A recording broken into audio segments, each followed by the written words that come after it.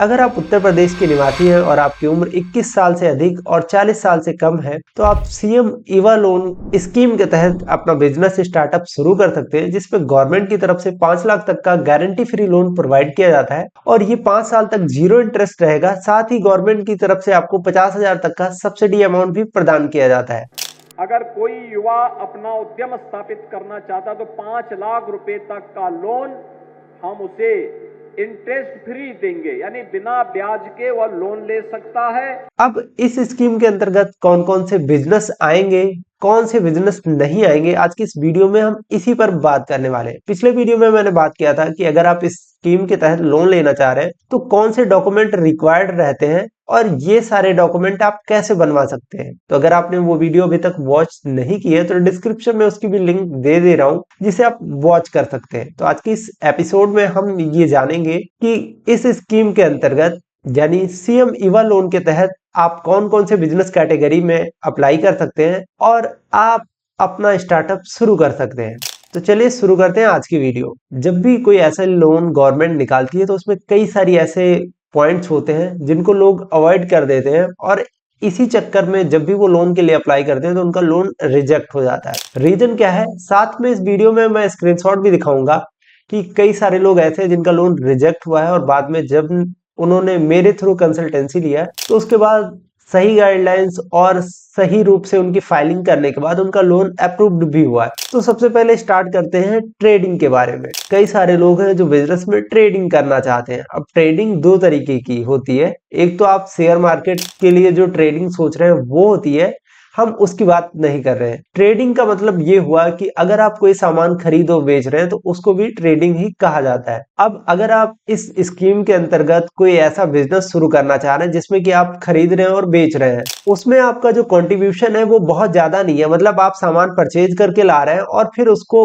उसी फॉर्म में बेच दे रहे हैं, तो वो ट्रेडिंग का पार्ट हो जाता है और इस स्कीम के अंतर्गत ट्रेडिंग नॉट अलाउ है। तो सबसे पहले मैं आपको एक लोग ने अप्लाई किया था जिनका लोन जो है इसी की वजह से रिजेक्ट कर दिया गया था, तो वो मैं सबसे पहले आपको दिखा देता हूं। यहाँ पर आप देखेंगे कि trading work is not allow in this scheme, यानी यहाँ पर ये क्लियरली मेंशन कर दिया गया है कि ट्रेडिंग वर्क इस स्कीम के अंतर्गत अलाउ नहीं है और आप इस स्कीम के अंतर्गत लोन नहीं ले सकते। अभी तक आपने समझ लिया होगा कि ट्रेडिंग का मतलब क्या होता है और ट्रेडिंग अगर आप करना चाह रहे हैं तो इस स्कीम के तहत लोन नहीं ले सकते हैं। अब बात करते हैं कि और कौन से बिजनेस कैटेगरी है जिनके तहत आप इस स्कीम के अंतर्गत लोन नहीं ले सकते हैं। तो अगर आप कोई एग्रीकल्चर बिजनेस करना चाह रहे हैं, लाइक कि आप कोई फसल के लिए लोन लेना चाह रहे हैं या फिर एग्रीकल्चर से रिलेटेड कोई ऐसा मत्स्य पालन या फिर कोई और चीजें गौ पालन या फिर ऐसे कोई एक्टिविटी करना चाह रहे हैं तो इस स्कीम के अंतर्गत आपको लोन नहीं मिलेगा। अब इसमें कई सारी चीजें आपको समझनी पड़ेगी कि जैसे आप दुग्ध उत्पादन के लिए आपको इस स्कीम के अंतर्गत लोन नहीं मिलेगा, लेकिन अगर वहीं आप डेयरी के लिए अप्लाई करेंगे इस स्कीम के अंतर्गत तो उसके तहत आपको लोन मिल जाएगा। डेयरी में क्या होता है कि आप मिल्क परचेज करते हैं और मिल्क को किसी और फॉर्म में कन्वर्ट करके बेचते हैं, तो वो एक तरीके का मैन्युफैक्चरिंग सेक्टर हो जाता है। जैसे कि आपने मिल्क परचेज किया, आप उसका दही बना रहे हैं, मट्ठा बना रहे हैं या पैकेजिंग करके बेच रहे हैं या फिर आप मिठाइयाँ बना के बेच रहे हैं, तो वो एक तरीके का मैन्युफैक्चरिंग सेक्टर हो जाएगा और उसके अंतर्गत आप इस स्कीम के तहत लोन ले सकते हैं। अभी तक आपका ये कॉन्सेप्ट क्लियर हो गया होगा कि ट्रेडिंग क्या है और ट्रेडिंग इस स्कीम के अंतर्गत नॉट अलाउ है। इसमें केवल दो ही चीजों पर फोकस किया गया है, एक तो सर्विस सेक्टर है और दूसरा मैन्युफैक्चरिंग सेक्टर है। सर्विस सेक्टर और मैन्युफैक्चरिंग सेक्टर कैसे डिसाइड करते हैं वो मैं आपको बता देता हूं। जैसे आप कोई फिजियोथेरेपिस्ट हैं और आप लोन लेना चाह रहे हैं, तो फिजियोथेरेपिस्ट में क्या होता है कि आप कई सारे प्लांट एंड मशीनरी लगाते हैं जिसमें कि आप सर्विसेज दे रहे होते हैं, मतलब आपके पास इसमें कोई भी पेशेंट आपके पास आता है आप उसका उपचार करते हैं अपने मशीन और आप अपने एक्सपीरियंस के बेस पर और देन उसको रिलीफ मिलता है, तो एक तरीके का सर्विसेज हो गया। आप ब्यूटी पार्लर स्टार्ट करते हैं तो वो भी एक तरीके का सर्विसेज हो गया। ऐसे कई सारे बिजनेसेस हैं